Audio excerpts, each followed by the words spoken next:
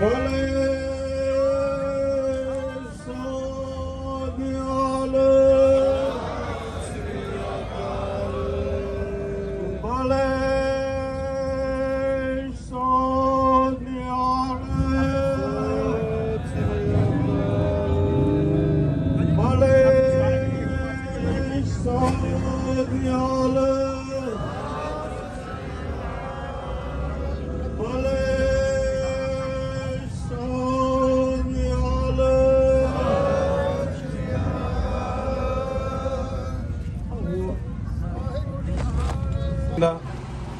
ਸਾਡੇ ਮਾਣਯੋਗ ਵੀਰ ਨਿਹਾਲ ਸਿੰਘ ਜੀ ਜੋ ਹਾਜ਼ਰੀਆਂ ਭਰ ਰਹੇ ਨੇ ਸਮੇਤ ਪਰਿਵਾਰ, ਸਾਡੇ ਜਗੀਰ ਸਿੰਘ ਜੀ, ਹੋਰ ਵੀ ਜਿੰਨੀਆਂ ਸੁਸਾਇਟੀਆਂ, ਸਾਡੇ ਮਾਣਯੋਗ ਇੰਦਰਜੀਤ ਸਿੰਘ ਜੀ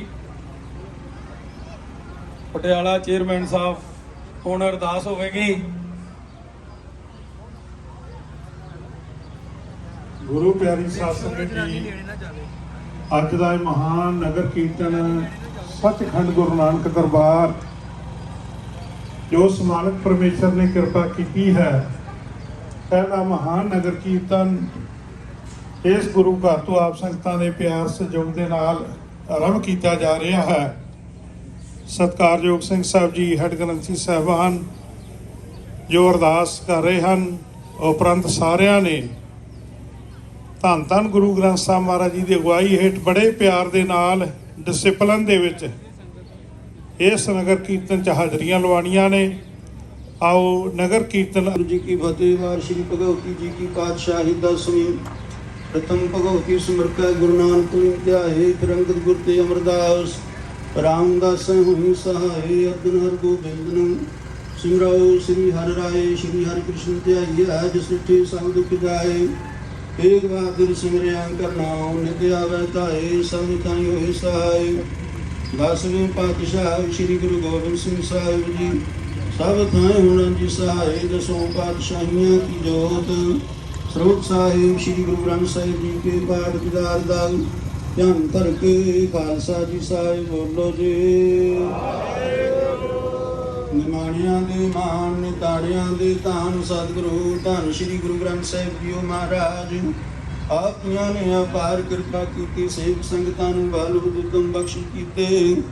ਅੱਜ ਦੇ ਨਗਰ ਕੀਰਤਨ ਦੀ ਆਰੰਭਤਾ ਸਤਿਗੁਰੂ ਸ਼੍ਰੀ ਗੁਰੂ ਗ੍ਰੰਥ ਸਾਹਿਬ ਜੀਓ ਮਹਾਰਾਜ ਜੀ ਆਪੀਆਂ ਦੀ ਛਤਰ ਛਾਂ ਹੇਠ ਸੰਗਤਾਂ ਆਪੀਆਂ ਦੇ ਗੁਣ ਗਾਉਂਦੀਆਂ ਹੋਈਆਂ, ਪਰਿਕਰਮਾ ਕਰਦੇ ਹੋਏ ਆਪੀਆਂ ਦੇ ਸਥਾਨ ਤੇ ਵਾਪਸੀ ਹੋਣੀ। ਆਪ ਕਿਰਪਾ ਕਰੋ, ਆਗਿਆ ਬਖਸ਼ਿਸ਼ ਕਰੋ ਜੀ। ਨਗਰ ਕੀਰਤਨ ਦੀ ਆਰੰਭਤਾ ਕੀਤੀ ਜਾਵੇ। ਆਪ ਵਰਤਣਾ ਸਹਾਈ ਹੁਣ ਆਪਣੇ ਘਰ ਜਾ ਸਵਾਰਨੇ ਸੇਵਕ ਸੰਗਤਾਂ ਦੁਆਰਾ ਸੇਵਾ ਦਾ ਫਲ ਬਖਸ਼ਣਾ ਜੀ। ਆਗਿਆ ਬਖਸ਼ਿਸ਼ ਕਰੋ, ਨਗਰ ਕੀਰਤਨ ਦੀ ਆਰੰਭਤਾ ਕੀਤੀ ਜਾਵੇ।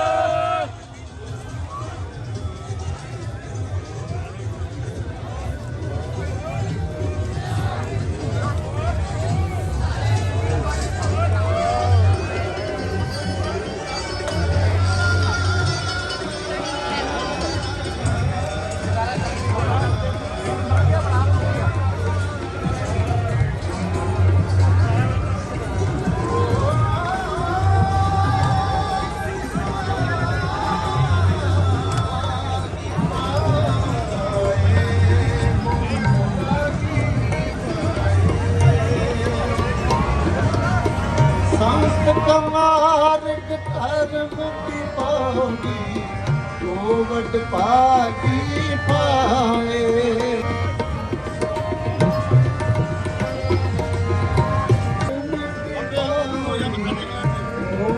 भागी पाए कोट जन्म के किल बिकनास हर चरनी कितलाए